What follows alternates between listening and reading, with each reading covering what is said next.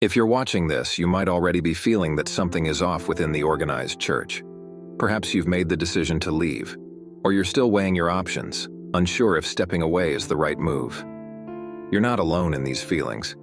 Many of God's chosen ones have felt this spiritual unrest. The modern church has evolved, and for many, it seems to have strayed from its true purpose: faith, love, and devotion to God. Instead, we often see churches entangled in materialism, hypocrisy, and at times even deceit. The Bible warns us about this in Matthew 6:24. No one can serve two masters. Either you will hate the one and love the other, or you will be devoted to the one and despise the other. You cannot serve both God and money. This verse highlights the conflict many modern churches face, a struggle between devotion to God and the pursuit of wealth or power. Have you sensed this tension yourself? Does it seem like the church has shifted its focus towards appearances and material gain, rather than fostering true spiritual growth? In this video, we will delve into these realities and reassure you that moving away from these institutions does not equate to abandoning your faith. As God's chosen ones, we are called to forge a different path, one that may not always align with traditional church frameworks. 1 Peter 2:9 reminds us, "But you are a chosen people, a royal priesthood, a holy nation, God's special possession, that you may declare the praises of Him who called you out of darkness into His wonderful light." We are called to be distinct, living by a higher standard, which sometimes means stepping away from what no longer nourishes our spirit. Could it be that leaving the church is not a regression, but rather a step towards greater spiritual freedom? What if this choice allows you to cultivate a more personal and intimate relationship with God, free from the distractions and contradictions you've faced? Departing from the church may be the most liberating spiritual decision you'll ever make, one that brings you closer to the true essence of your faith. If this resonates with you, please comment "Amen" or type 77 below to affirm that you're ready to explore this path of spiritual freedom and a deeper connection with God. Let's embark on this journey together, discovering why God's chosen ones are leaving the church. Many churches today have lost touch with their initial mission. What was once a source of spiritual nourishment has, for some, turned into a realm of empty rituals. The hymns are sung, sermons are delivered, and offerings are collected. But for many of God's chosen ones, these rituals no longer resonate with their spirits. The hearts of the chosen ones crave authenticity, genuine connection with God, and profound spiritual truth. Jesus addressed this in Matthew 15:8-9, saying, "These people honor me with their lips, but their hearts are far from me. They worship me in vain, their teachings are merely human rules." This perfectly encapsulates what many are experiencing in the contemporary church, a disconnect between outward practices and inward spiritual vitality. The structured routines of the church may no longer satisfy that deep longing for spiritual growth. Often, churches fall into repetitive patterns, rehashing the same practices week after week, year after year, without any real movement of the Spirit. Yet God is dynamic. His Spirit evolves and grows within us. As 2 Corinthians 3:17 states, "Now the Lord is the Spirit, and where the Spirit of the Lord is, there is freedom." Freedom is what many chosen ones yearn for. Freedom from routines that hinder spiritual growth and instead feel restrictive. It's no surprise that many of God's chosen feel spiritually stifled in churches that prioritize routine over authentic spiritual experiences. While there's nothing inherently wrong with rituals, when they become the main focus, the spirit can suffer. The heart of the chosen one longs for a direct and genuine encounter with God, which often means breaking away from empty practices. Chosen ones don't need rituals to validate their relationship with God. They seek real encounters with the divine, experiences that transcend the structured routines of Sunday services. In some instances, the church's framework may serve as a barrier rather than a bridge to God. The rigid routines and repetitive messages often fail to allow the Holy Spirit to communicate uniquely with each individual. For chosen ones, stepping outside of that structure can lead to profound spiritual freedom. Romans 12:2 teaches us, "Do not conform to the pattern of this world, but be transformed by the renewing of your mind. Then you will be able to test and approve what God's will is, His good, pleasing, and perfect will." This verse urges us to move beyond the confines of routine and ritual, opening ourselves to God's guidance. This is where the true journey begins. When you step away from the church's routines, you open yourself up to a deeper, more personal connection with God, one that is spontaneous and unstructured. For many chosen individuals, some of the most profound moments in their spiritual journeys occur in solitude. It's often in the quiet times, away from the clamor and crowds, that they can hear God's voice most clearly. While churches provide a sense of community, they can sometimes overshadow that gentle whisper with their activities and noise.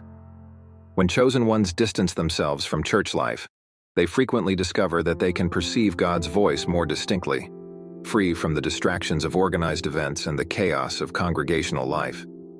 This allows their souls to connect with the divine on a much deeper, more personal level. For the chosen ones, solitude is not about feeling lonely. It is a sacred space where their communion with God becomes richer and more meaningful. Consider how even Jesus often withdrew from the crowds to pray alone. In Luke 5:16 it says, "But Jesus often withdrew to lonely places and prayed." He recognized the significance of stepping away from the distractions and noise to reconnect with the Father. This serves as a powerful reminder to chosen ones that solitude is not just essential, but a gift. It is within these quiet moments, free from outside pressures, that we begin to understand our purpose and draw nearer to God. Leaving the church does not equate to abandoning one's faith. In fact, for many chosen individuals, their faith may grow even stronger outside of the institutional church environment. Without the constant demands to conform to church norms or adhere to set routines, they find the freedom to explore their beliefs on a more personal and genuine level. This creates space for a deeper engagement with Scripture, prayer, and meditation, practices that often get rushed or neglected in the busyness of church schedules. Jesus highlighted this intimate, private relationship with God in Matthew 6:6. "But when you pray, go into your room, close the door, and pray to your Father who is unseen. Then your Father, who sees what is done in secret, will reward you." In solitude, chosen individuals find clarity. The stillness helps them focus on cultivating a direct relationship with God, eliminating the need for intermediaries such as pastors or church leaders. Their connection to the divine becomes profoundly personal and uninterrupted. This journey toward spiritual freedom fosters a deeper sense of connection to God, one that is uniquely theirs, shaped by intimate experiences with Him, unclouded by distractions or external expectations. As you contemplate this path, reflect on how Jesus sought solitude to fortify His relationship with the Father. Might God be inviting you to take a step back for a time to enrich your relationship with Him in ways that may not be possible within the confines of the church? One concerning trend in contemporary churches is their growing emphasis on material wealth. For many of God's chosen, this shift seems completely misaligned with the true teachings of Jesus. The Scriptures continually remind us that spiritual treasures surpass the value of earthly possessions. In Matthew 6:19-21, Jesus advises, "Do not store up for yourselves treasures on earth where moths and vermin destroy, and where thieves break in and steal. But store up for yourselves treasures in heaven, where moths and vermin do not destroy, and where thieves do not break in. For where your treasure is, there your heart will be also." This verse highlights the significance of investing in spiritual treasures rather than amassing earthly wealth. Unfortunately, many contemporary churches seem to have overlooked this fundamental truth. When churches prioritize financial matters, be it through relentless fundraising efforts, expansions, or messages centered on prosperity, it can be disheartening for those sincerely pursuing spiritual growth. The chosen ones perceive this materialism, understanding that these financial pursuits can divert attention from the core mission of faith. A relationship with God cannot be bought or measured by material success. Jesus consistently warned against the perils of placing too much importance on wealth, cautioning that it can lead our hearts away from God. Matthew 6:24 reminds us that you cannot serve both God and money. This realization often prompts chosen individuals to question the emphasis of modern churches. The desire for genuine spiritual growth and connection becomes increasingly challenging to fulfill in environments that prioritize material wealth over spiritual depth. As chosen ones, we recognize that true richness comes from our relationship with God, not the accumulation of material possessions. This understanding frequently leads us to distance ourselves from churches more focused on financial gain than on nurturing authentic spiritual experiences. Could it be that God is inviting you to seek Him outside of these material-centered spaces?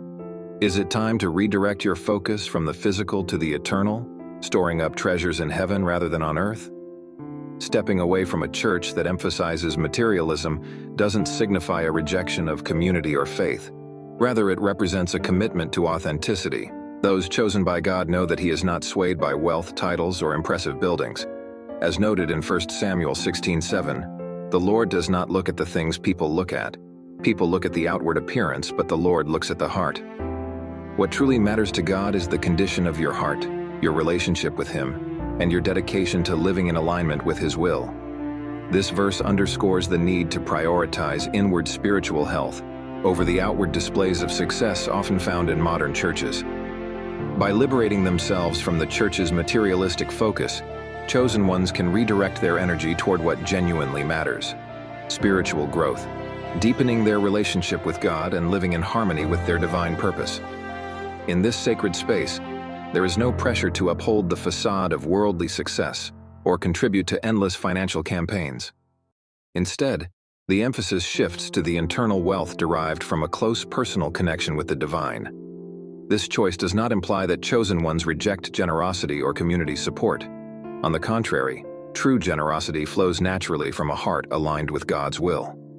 As 2 Corinthians 9:7 states, "Each of you should give what you have decided in your heart to give, not reluctantly or under compulsion, for God loves a cheerful giver." This shows that generosity reflects a heart that gives freely, motivated by love for God and others rather than pressure or obligation. For the chosen ones, it is evident that the spiritual wealth fostered through a relationship with God far surpasses anything material possessions can offer. By stepping away from materialism, chosen ones can focus on cultivating wealth in ways that nourish their souls and honor their divine calling. While leaving a traditional church setting may feel like a daunting leap of faith, it ultimately leads to unparalleled freedom. They are no longer bound by the expectations of others or the limitations of an institution that may not align with their spiritual values. This journey is about embracing the liberation that comes with direct communication with God. Galatians 5:1 reminds us, "It is for freedom that Christ has set us free." What had started as a normal summer day was turning into something I could never have imagined. As the police station came into view, a million questions raced through my mind. Who was that woman? Why did she approach me? And more importantly, would I ever clear my name? Just as I stepped out of the car, ready to face whatever awaited me inside, a chilling thought struck me. This was only the beginning. I had to uncover the truth behind the shocking accusations that had turned my life upside down. The deeper I dug, the more I realized that I was caught in something far more complicated than I ever anticipated. The police station loomed in front of me like a fortress, its imposing walls filled with stories of countless others caught in the web of the law. As I entered, the fluorescent lights flickered overhead, and the scent of coffee mixed with the sterile atmosphere made my stomach churn. I could feel the eyes of officers on me, a mixture of curiosity and judgment as they whispered among themselves. It was surreal. I had never imagined being in a place like this, yet here I was, tangled in a web of accusations. "Follow me," one of the officers instructed, leading me down a long, dimly lit corridor. Each step echoed in my ears as anxiety built up in my chest. My mind raced with questions. What would they ask me? How could I prove my innocence? We entered an interrogation room, stark and bare except for a table and 2 chairs. I sat down, trying to steady my trembling hands. The officer who had initially questioned me took a seat across from me, his expression serious yet understanding. "We just need to ask you a few more questions to clear this up. Please take your time." I nodded, feeling the weight of the world on my shoulders. "I swear, I don't know anything about a child being left in my car. I didn't even see a child," I blurted out, the desperation creeping into my voice. The officer leaned forward, his gaze steady. "I understand, but we need to piece together your day. Can you recall anything unusual or anyone else who might have been nearby?" I closed my eyes, trying to remember every detail of that fateful day. "Well, I spoke to that woman in the parking lot. I thought she was just lost." The officer scribbled down notes, and a look of interest crossed his face. "What did she look like? Did she say anything specific?" I described her to the best of my ability. Her disheveled hair, The wild look in her eyes, and the way she had clutched her bag tightly as if it contained something precious. She seemed frantic, like she was in a hurry, I recalled, feeling a strange sensation tug at my gut. But I didn't think much of it at the time. I just wanted to help. The officer nodded, his expression shifting to one of concentration. This could be important. We'll look into it further. Just then, another officer entered the room, her face grim. We have an update on the child. The parents have been contacted and the child is safe, but there's more to this story. My heart raced as she continued. The child was found in a different vehicle in the same parking lot, not yours. It appears there's been a misunderstanding. Relief flooded through me, but it was quickly overshadowed by a sense of dread. Then why did they accuse me? Who made that call? The officers exchanged looks and the first officer sighed. That's what we're trying to figure out. There's something unusual about this entire situation. I felt my stomach twist with a mix of fear and anger. Someone had put me in this position and I needed answers. Can I go now? I asked, a plea in my voice. I don't want to be here anymore. The second officer hesitated before speaking. We need to ask you to stay a little longer while we sort this out. If what you said about the woman is true, she might be involved in this somehow. I slumped back in my chair, feeling trapped. How had my life turned into a nightmare? Just then, my phone buzzed in my pocket. It was a message from my best friend Jessica asking if I was okay. I quickly typed back, explaining what had happened, hoping she'd understand my panic. After what felt like hours, the officers re-entered the room. We've located the woman you spoke with earlier. She's being questioned now. My heart raced at the thought. Maybe this was the break I needed. Do you think she knows something? I asked, desperate for any glimmer of hope. We believe she might, the first officer replied. But her story is inconsistent. She claims she saw a child in distress in your car, but there's no evidence supporting that. We're trying to determine her motives. Suddenly, the door swung open, and the woman from the parking lot walked in, her expression a mix of defiance and fear. I recognized her instantly, and my heart sank. What did she want? The officers exchanged glances before gesturing for her to sit. What do you want from me? I asked, my voice trembling with a mix of anger and confusion. Why would you lie? She smirked, a flicker of something dark in her eyes. I didn't lie. I saw what I saw. The officers interrupted, their voices firm. We're not here to argue. We want the truth. Why did you make the call that led us to her? Her facade began to crack as she stammered. I just wanted to help. I thought I saw something wrong. I didn't mean for it to go this far. Help, I scoffed, feeling rage bubble inside me. You almost ruined my life. I could have been arrested. The tension in the room was palpable. The officer who had been questioning me leaned forward. Ma'am, we need to understand your perspective. What exactly did you see? She hesitated, glancing between the officers and me, fear evident in her eyes. I thought I saw a child. I just wanted to report something suspicious. I didn't mean to cause any trouble. The officer pressed on. But you made a very serious accusation. This isn't a joke. As she squirmed under the pressure, I felt a mix of satisfaction and frustration. It was clear she had acted out of impulse, but her actions had led to a very real crisis. As the officers continued to question her, I sat back, processing everything. My life had been turned upside down by a misunderstanding fueled by someone's misperception. I had to clear my name, but I couldn't shake the feeling that this wasn't over yet. Suddenly, the second officer returned with more news. We've reviewed the surveillance footage from the parking lot, and it confirms your story. You were never with a child. My breath hitched at the revelation, a rush of relief flooding my body. Thank God, I exclaimed, tears welling in my eyes. So I'm free to go? Yes, but we still have to handle the woman's false report. You're not in trouble, but we'll need a statement from you for our records. As they prepared the paperwork, I felt a wave of exhaustion wash over me. What a day it had been. I had walked into this station as a suspect, but I was leaving with my name cleared and a newfound sense of resilience. But deep down, I knew this wouldn't be the last time I encountered the chaos of misunderstandings. I had to be vigilant. After all, My life was no longer just my own. It was a complex narrative filled with unpredictable twists and turns. As I stepped out of the police station, the cool evening air wrapped around me like a comforting blanket.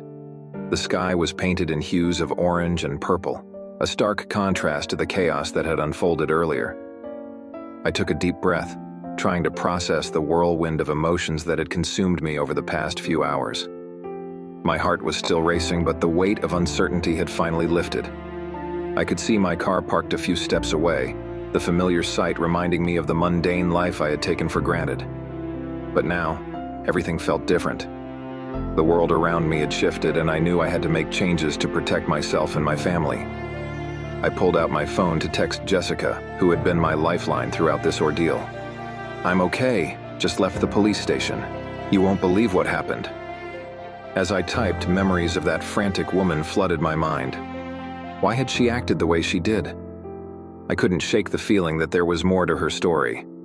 I resolved to do my own digging once I got home. Maybe I could help others avoid the same situation. I wanted to know why she had felt compelled to make that call, especially when it could ruin lives. Once home, I sank into the comfort of my couch, wrapping myself in a warm blanket. The TV buzzed softly in the background, but my mind was racing. I thought about how quickly things had escalated from a simple misunderstanding to a terrifying accusation. I realized I had been given a second chance, and I wasn't going to take it for granted. I opened my laptop and started searching for local community groups focused on child safety and awareness. I wanted to educate others about the importance of understanding the context before jumping to conclusions. Maybe I could organize a local forum or even a social media campaign to spread awareness about the dangers of misinformation. As I sat there planning, my phone buzzed again. It was Jessica, asking if I wanted to grab dinner. "Absolutely, I need to talk," I replied, grateful to have someone who understood the depth of what I'd just experienced. That evening, over steaming plates of pasta, I shared my story with her. The disbelief on her face mirrored what I had felt earlier. "It's insane how one person's perception can turn your life upside down," she said, shaking her head. "Yes. It's a reminder of how crucial it is to communicate clearly and not jump to conclusions. I want to make sure people know that before reacting, they should pause and think. Lives can change in an instant," I replied, my passion igniting. As our conversation flowed, I decided right then that I wouldn't let this experience fade into the background. I wanted to create content that educated and engaged people on such vital issues. Whether through social media, blogs, or videos, I felt a sense of purpose taking shape. The following weeks were a whirlwind of activity. I began sharing my story online, detailing my experience in the hopes of sparking discussions about communication and the power of understanding. People resonated with my message, and my audience grew as I encouraged open dialogues to dispel myths and prevent future accusations based on false perceptions. And while I would never forget the day the police came to my house, I transformed that fear into a powerful motivation for change. My story became a catalyst for discussions that mattered, reminding people that we are all connected and our actions, big or small, can have profound consequences. So, if you found my story impactful, I encourage you to share it. Let others know about the importance of understanding and communication. And don't forget to subscribe to this channel for more insightful stories and discussions. Your engagement can help raise awareness and support others who might find themselves in similar situations. Let's work together to create a more informed and compassionate community. Share your thoughts below or recount your experiences. I'd love to hear from you. Thank you for being a part of this journey. And remember, every story matters. Let's work together to create a more informed and compassionate community. Share your thoughts below or recount your experiences. I'd love to hear from you. Thank you for being a part of this journey. And remember, every story matters. Let's work together to create a more informed and compassionate community. Share your thoughts below or recount your experiences. I'd love to hear from you. Thank you for being a part of this journey. And remember, every story matters.